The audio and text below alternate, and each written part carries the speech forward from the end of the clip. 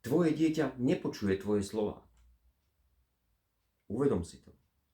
Tvoje dieťa nasáva to, kým si.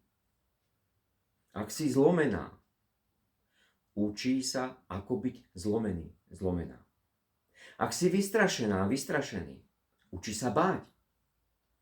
Ak sa neznášaš a nenávidíš, učí nenávidieť seba samého. Ale pokiaľ sa miluješ, odkukáva tú lásku, učí sa láske. Ak veríš sebe samého, učí sa veriť sebe samému a svojim vlastným schopnostiam. Takže tvoje dieťa nevychovávajú slova ako také, tvoje slova, ale vychováva ich tvoj život, to, čo ty sám žiješ.